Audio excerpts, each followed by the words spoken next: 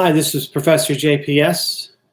This is Professor JPS, and it's a lecture for Communication Arts 205, Chapter 4, Sociological Analysis, second unit for this particular chapter in this particular lesson. This is April 5th, 2020, and this is a lecture that would have been given tomorrow, Monday, April 6th at 11:30 to 12:50. I hope you're all staying safe out there. I know the numbers in Norwalk are rising. Please take this coronavirus threat very seriously. Make sure that you're washing your hands as much as possible and do not go out with crowds at all. Okay? So the last lecture for this particular class from a couple days ago, March 31st, I discussed some aspects of sociological analysis, and I'm continuing on with that with Berger in the textbook for this evening. I last left off with discussing this idea of postmodernism. Postmodernism is a relatively difficult concept to understand. Excuse me. And I try to describe it I think in a way that the students can understand it as best as possible. The general gist of postmodernism is that we have to understand the general impulse of art and artists in making that art. Art and aesthetics. So I tried to discuss this notion of a pre-modern impulse, a modern impulse, and postmodern impulse. And I try to give a timeline for each, roughly speaking. The timeline for pre-modern art would have been the 1500s to about the 1900s in Western Europe and later in America.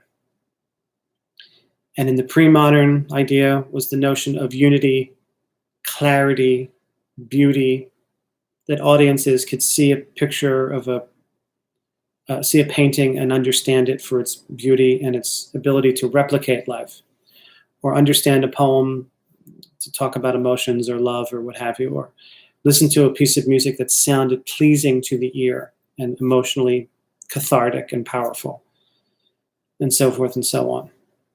And then the modernist impulse was to break away from that sense of clarity, to become much more intellectualized and much more abstract, to no longer replicate the world around you, but to find another way to express a certain degree of art and be somewhat conscious of the idea that art had come before you and you didn't want to do the same cliched kind of art, whether it was poetry, literature, theater, painting, or what have you.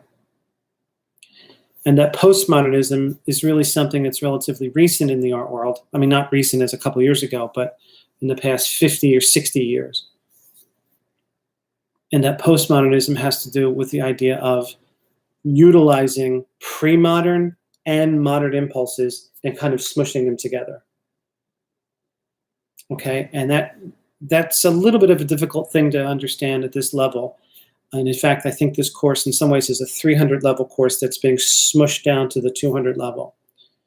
So I think the clearest example to me for students in this institution is to understand how sampling in rap music is a postmodern impulse. Because it's pulling something from the past that's recognizable, that cues the viewer orally. Sorry, cues the listener orally. Oh, I've heard that song before. And then when that sample is played over a beat or a track that a rapper is going to do, the beat or the rap is actually the more modern idea because it's sort of different from the older idea of a former 70s song or something. And those combination of two things results in a kind of play between the two impulses. Right? I mean, you know, I think of the classic Jay-Z song when he does Hard Knock Life, and he's pulling the little children's song from the play Annie from years and years and years ago that's recognizable to people, and then puts it to his own uses with his own particular song about being a hard knock life with drug dealing and so forth. So that's, I think, a clear way to understand postmodernism. Also, Quentin Tarantino is clearly a postmodern filmmaker. His films are not about reality at all. His films are about a kind of a representation of films that have come before him that he's playing with, that have nothing to do with reality. And they're very, very stylized and very, very cathartic and very, very fun. But it's not like a modernist, realist movie maker. It's a postmodernist movie maker. It's when you run out of modernist impulses and you're tired of modernist impulses and you're pulling from the past. Postmodernism is always pulling from the past to the present to make that combination in art, okay? So I just wanted to double check a couple things about postmodernism from the textbook before we move on to uses and gratifications. Once again, postmodernism is 152, 153, and a little bit of 154. And there's a discussion of a list of postmodern impulses from the late 80s that I think are very interesting from Todd Gitlin. I'll let you look at that on page 189, but a couple of things that he mentions here.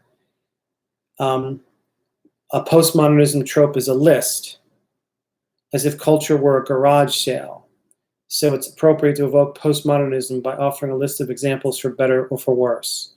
Now, some of these things you won't know what they are, but it doesn't matter. You can double check them later. Michael Graves' Portland building, Philip Johnson's AT&T building, hundreds or more less skilled derivatives. Robert Rauschenberg's silk screens, Andy Warhol multiple image paintings, photorealism, Disneyland, Las Vegas, suburban strips, shopping malls, mirror glass office buildings, William Burroughs, Tom Wolfe, Donna Barthelme, Monty Python, Don DeLillo, Joe Isuzu, Philip Glass, Star Wars, Spalding Gray, David Hockney, Twyla Tharp, and so forth and so on. I just want to point out two things there. It talks about Las Vegas being a postmodern city and Disneyland being postmodern. I think you can understand this. What is Disneyland? I don't know if you've ever been to Disneyland or Disney World, but if you ever walk down Main Street in Disneyland or Disney World, what that is an idea that Walt Disney had about the best part of American Main Street from 100 years ago. And then he recreated that idea in America. This is an idea about the comfort of what seemed like what was something in Walt Disney's past that he wanted to preserve. He wanted to pull the past forward to show the whole world that the comfort of his hometown Main Street should be the comfort of hometown Main Street anywhere. It's a very strange idea. Or think about Las Vegas, how Las Vegas has a whole recreation of New York, New York, in or a recreation of the pyramids of Giza. They have a pyramid casino. They have a casino that's supposed to replicate the canals in Venice, Italy, the Venetian Hotel. That's a very postmodern idea. In other words, you're not really getting New York City in Las Vegas. You're getting a miniature version of New York City. You're getting a miniature version of Venice. You're getting a miniature version of the Pyramid of Giza in Egypt. It's just once removed from reality, but pulled from the past. It's sort of like a 50s diner. I mean, there's a couple 50s diners right on the Post Road in Norwalk. Why 50s diners? What about the 1950s is cultivating some sense of happiness for people? Why not a 1960s diner? Why not a 1930s diner? What is it about a 50s diners with those pictures of Lucille Ball and Elvis Presley that's supposed to make us somehow or another happy? Of course, it's a commercial vehicle. They're trying to get people in and remember things from the past, but that's a very postmodern idea. Postmodernism is interested in pulling the past to accentuate the present, pulling the past to accentuate the then now modern in a combination of elements. It's a very postmodern sensibility, okay? So just get a sense of that on page 152 and 153 in my previous lecture a day or two ago, a few days ago, about postmodernism. It's a little bit difficult to understand, okay? But think about my example, because I think the rap example is the best kind. In terms of this particular sociological chapter, I think there's a very compelling part of the chapter toward the middle end on pages 164 through 171. 164 through 171, where Berger, the author of the textbook, talks about something called the uses and gratifications methods of research. Uses and gratifications research methods. And he gives a fairly lengthy list of examples of uses and gratifications research methods. The very, very basic idea of communication research into mass media using uses and gratification research has to do with how people use media, whatever that media is, film, television, radio, magazines, newspapers, digital media, whatever, how they use it and what it does for them, right? How it satisfies or gratifies their needs. Uses and gratification research. It's basic research that's fairly all-encompassing. So it asks, what media do you ingest, that you take in, that you absorb, that you like, and why, and what are you getting from it? And it may seem like an absurd question to you or to me because maybe those questions are self-answerable. Oh, I like to watch episodes of Modern Family because I think it's funny, okay? So what do you want from me, right? What I'm getting at is I think that there's a much more deeper layer of understanding between how audiences respond to particular media, and the uses and gratification researcher tries to delve into that a little bit more. I mean, just on a simplistic level, if I ask you why you play first-person shooter games, you can come up with a lot of reasons, but I mean, it could be some other disturbing reasons why it is that so many people like to pretend to kill people on a video screen. It can't just be because you're good at it. It has to do with some other aspects of your personality, or perhaps what it is that you have psychologically going on, or perhaps it's connection to some sort of sensibility of your own sociological situation. From the reading, there are 21 uses and possible uses and gratifications listed for us with some rationale, and I'd like to go through some of them in this lecture this evening, okay? So some of them are fairly self-evident, pretty easy to understand. Number one is to be amused. Of course, we are amused by media, we're amused by many different things that happen in the media, whether it's a comedy film or comedy television show, or just other aspects. To be amused is a relatively broad category and a pretty good use and gratification. The second one is to see authority figures exalted or defeated. Exalted or deflated. To see authority figures exalted or deflated. To see authority figures exalted or deflated.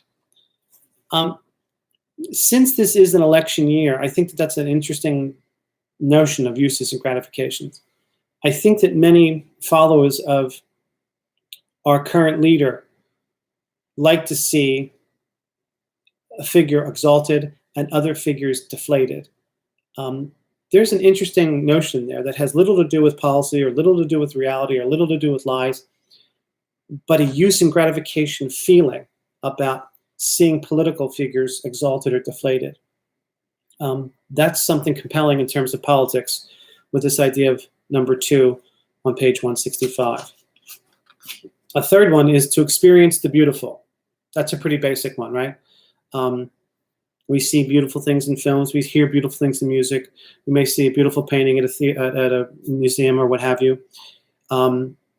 It's something that maybe each of us doesn't necessarily have the talent or strength or inclination to do, but we can be moved by beauty, and that's another interesting use and gratification. To share experiences with others. To share experiences with others. Now, with the rise of digital media, there's a kind of ironic detachment from others, but at the same time, we're sharing things constantly with others, but we're doing it by ourselves. To wit, Instagram. right? I mean, everyone's on everyone else's Instagram page all the time.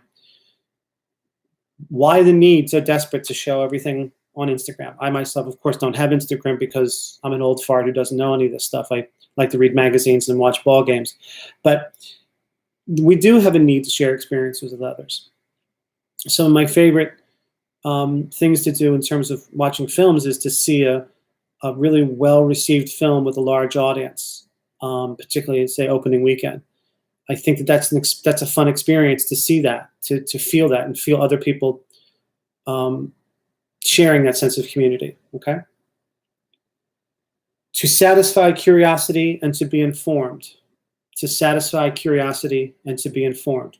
Of course, now more than ever with this horrible, horrible corona crisis, it's very important that we stay informed as much as possible, and to go to sources that are reasonable and not conspiracy theory places.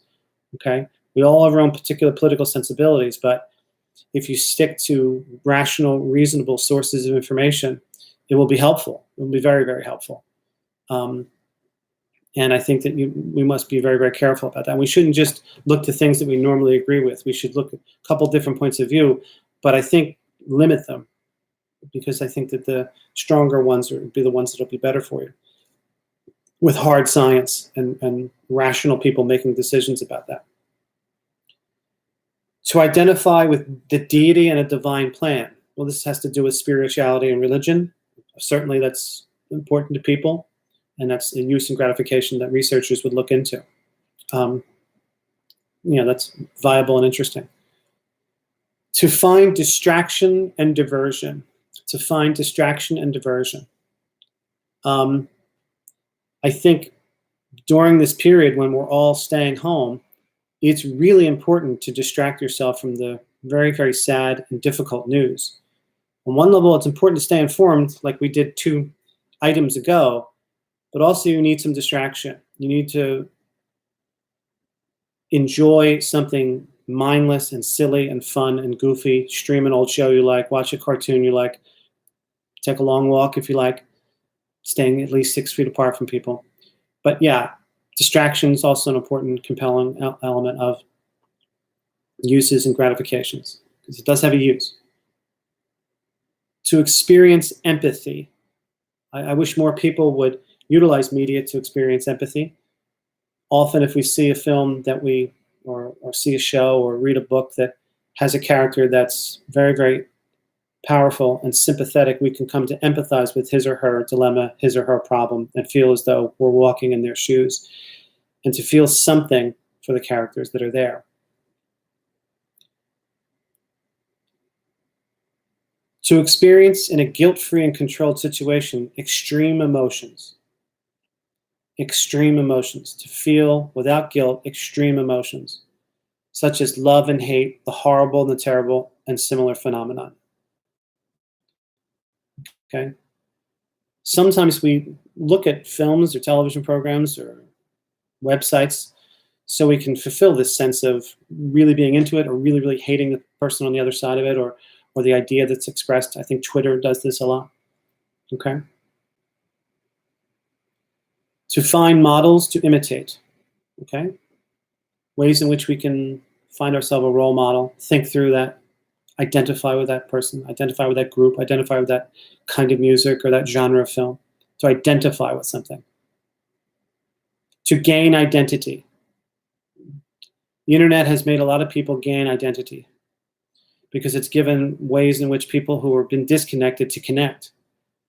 That's been important, but also somewhat problematic, particularly if you're someone who's, a racist, or wants to overthrow the United States or America, or is a terrible conspiracy theorist person. But nonetheless, it's a use and gratification and research method.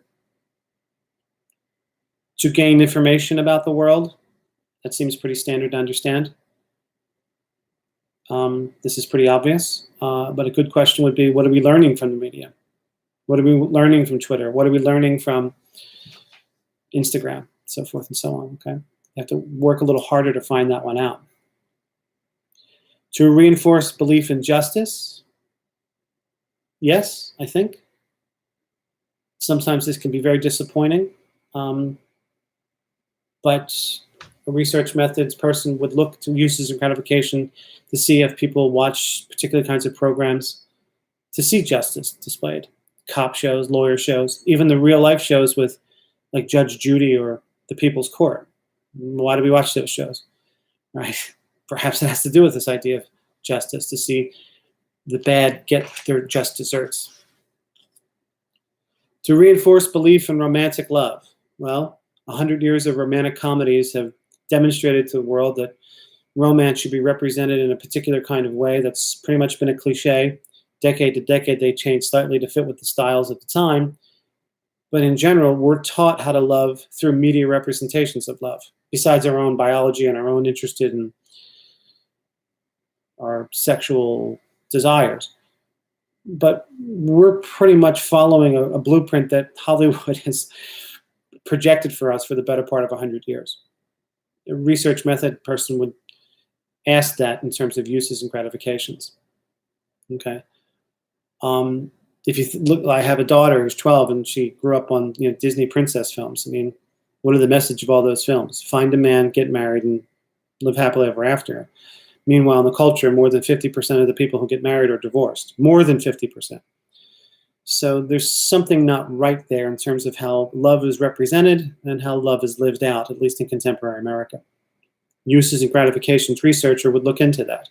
What are your uses and gratifications of romantic comedies? Or romance in general, how it's represented. You see what I mean?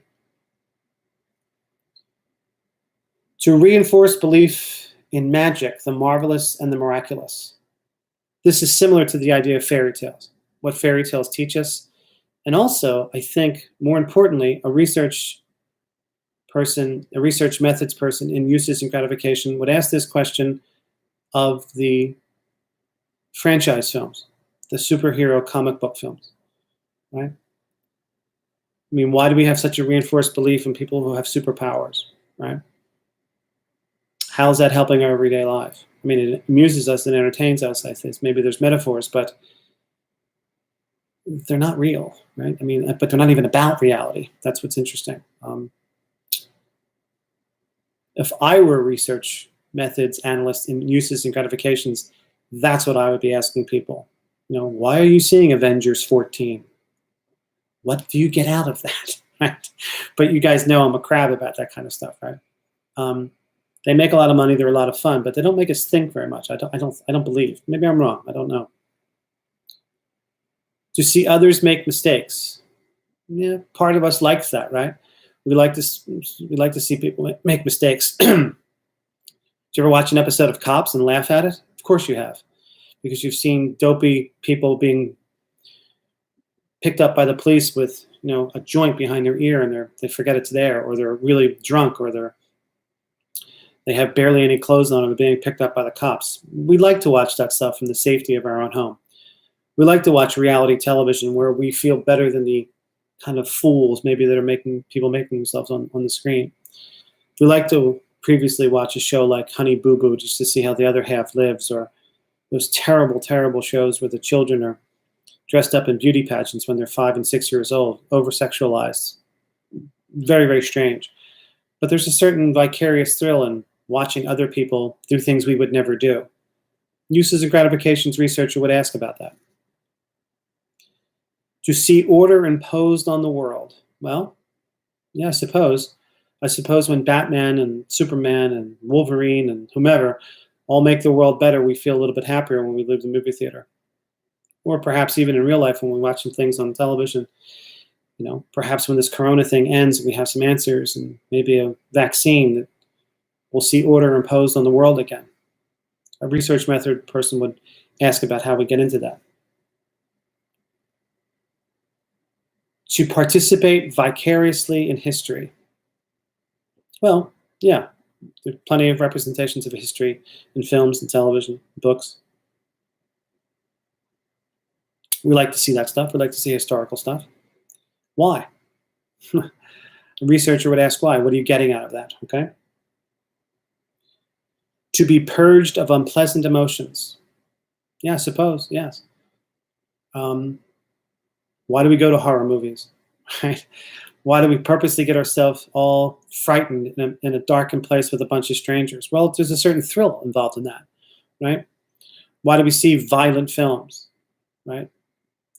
Why do we read violent movies or horror movies or horror books, I mean, okay? There's a certain vicarious thrill in that.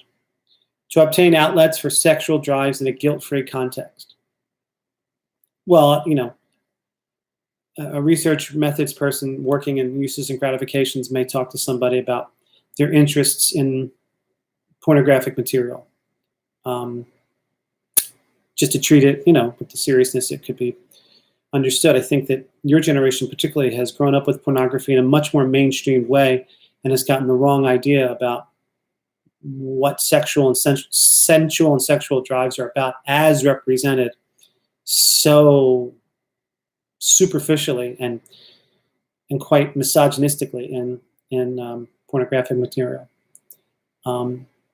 There's no sense in denying the idea that people watch pornographic films. They are very titillating, but they're not at all in terms of the idea of how human beings connect with each other emotionally / sexually. And a research methods person may find the idea of what uses and gratifications that you get out of titillating or pornographic material. It's a really interesting movie a few years ago called Don Juan with what's that young fellow's name? It's a young actor. He has 3 names. It's escaping me now, but it's a pretty good film where he becomes almost addicted to pornography and he can't relate to women in his real life until he has a kind of working through with an older woman who teaches him that he's being foolish, that he's living his life vicariously through pornographic images on the internet, and it's troubling his actual real life. Don Juan, the film's name was. I can't remember the kid's name. Joseph something. Anyway, to explore taboo subjects with impunity and without risk. That's a way in which we can use the media all the time. To experience the ugly, I suppose that's true. We can look at things that are grotesque or terrible or awful and experience it in some odd ways. To affirm moral, spiritual, and cultural values, that's pretty broad. Not terribly interesting, but sometimes we look for that. And to see villains in action. The last one, to see villains in action. I think that's worth thinking about. Again, this cuts to the idea of some of the more interesting, I think, and somewhat compelling franchise films, particularly The Dark Knight. I think that Joker is really the star of that film as opposed to Batman. And I think that there's something thrilling about watching the bad guys in movies or the bad guys in reality, because most of us aren't. Most of us don't have the guts to do that. Okay? So those are just ideas that uses and gratification research method analysis would do. They would ask people, what use do you have for this specific kind of media? And how is it gratifying for you? How is it satisfying for you? Why is it satisfying for you? And often the uses and gratification researcher is trying to get the person to understand their own connectivity to mass media. And to really demonstrate that the mass media means much more than just being amused or just partaking of it. It's really, to some degree, working through your own identity, how it is that you absorb and push back your relationship with mass media, whether it's Instagram or a television program or films or books or magazines or newspapers or music or what have you. See, mass media is ubiquitous. It's all around us all the time. And you're participating in much more even in the last generation because of your interest in digital media. You're interested in Facebook to some degree, although I guess Facebook is diminished, or Instagram or YouTube or other aspects of digital media that are very, very important to you. And a researcher looking into that would say, why? Tell me more. What do you get out of it? How is that impacting your life? Whereas when we use it, we don't think of that. We're just doing it, right? We're just doing it, and we get used to doing it. We get used to living once removed from reality because we're living so much in a digital realm in this past half decade. Over on 172, there's a nice graph, excuse me, nice box graph where they give about, let me see, 1, 2, 3, 4, 5, 6, 7, 8, 9, 10, 11. They get about half of the uses of gratification methods we just discussed, and they discuss it in terms of genre.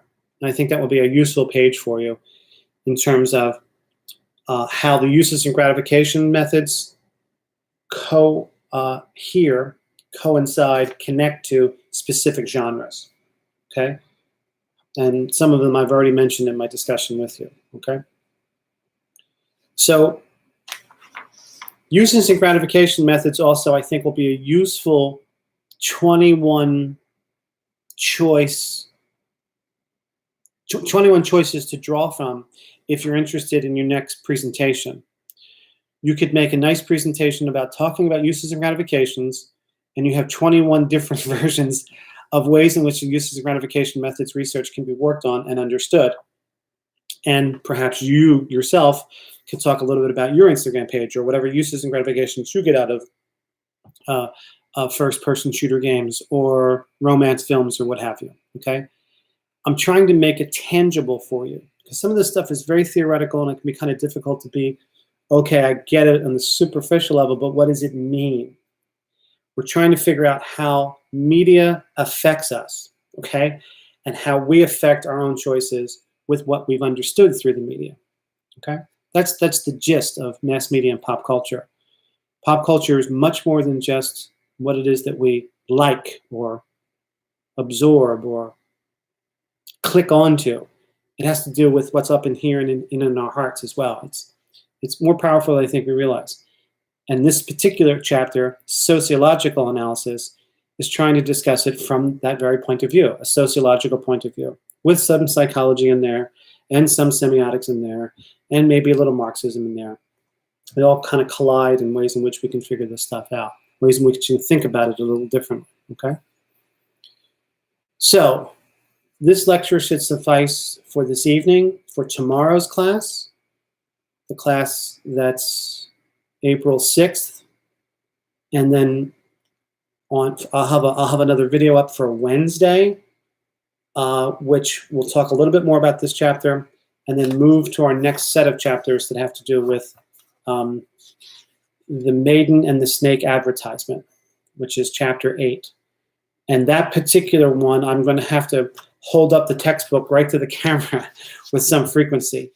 And we'll have to go through deconstructing that whole advertisement to get a sense of how a tangible, specific advertisement for a product can be deconstructed with some of the methods that we've discussed so far this semester, okay? That's chapter 8, and that will be for Wednesday, at least partly chapter 8 will be for Wednesday, and partly chapter 4, okay? So please stay in touch with me. There's a couple of you that still haven't sent me your video, and I've emailed and called I think three of you several times. You know, I pray that you're safe. I pray that you're healthy. I don't know exactly what's happened because I had been in touch with 2 of the 3 of you.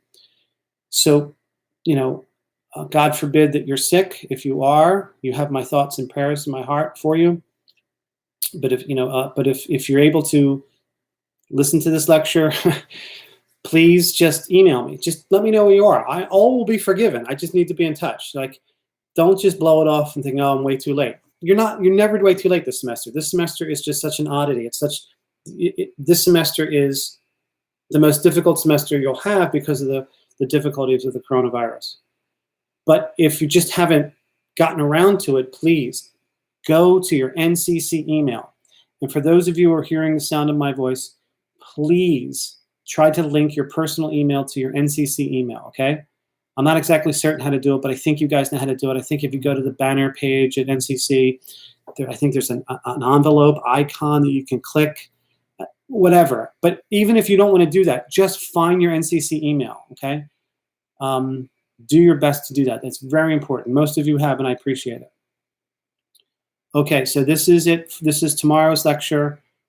And I will have a lecture for you for Wednesday, finishing up chapter 4 and starting chapter 8. Okay? And guys, please take this seriously, man. Do not congregate with your buddies. Stay home as much as possible. We've seen the numbers in Norwalk go crazy and Stamford go crazy. Fairfield County is lighting up. It's really difficult. If you need to get gas, make sure, if you have to press the buttons for your bank machine or your gas, your credit card there, wipe your hands down immediately, and wipe your keys, wipe your steering wheel, wipe your gear shift thing, your door handle. Do as best you can, okay? Do not let it slide. You are not indestructible. This is something we've never seen before. So make sure that you're paying very, very careful, close attention, because some of my students have it, and they're so far so good, but it's for real. It's for real. I assume you know that, okay? All right. This is Professor JPS signing off on Sunday evening. I will be, and if you have questions, please email me the questions. Don't hesitate, okay? Oh, and also, one last thing. I know it seems weird because we're doing everything online, but it will be important to start doing advising. We would be doing advising right now for the fall semester or the summer semester. And, God knows what's going to happen by the fall, but, we need to have people taking classes. So, my sense is that because the economy might be in tough shape, community colleges, there might be more students coming back to community colleges because it's cheaper. So you don't want to lose out on not getting a seat in class. So email me. I'd be happy to, go over your classes that you would need for the fall semester. I'm teaching a summer class. I don't know if it's going to go. I don't know if we'll have to teach it this way or not, but I'm teaching a summer film studies class. It's a relatively quick way to get 3 credits out of the way. It's only 4 weeks. And if we do hold it actually in the classroom, I give away donuts on Thursdays. It's films. It's Communication Arts 256, Focus on the Director, where I show films. We get credits for films and lectures and 1 exam and 1 final. But the more important idea is to make sure that you have a sense of what classes you will need for the fall semester, whether it's communication arts or not. But that's really important that we actually get decent numbers for the fall. It really, really is. And, for both, me and you and everybody, that we have a sense of what courses we're going to have.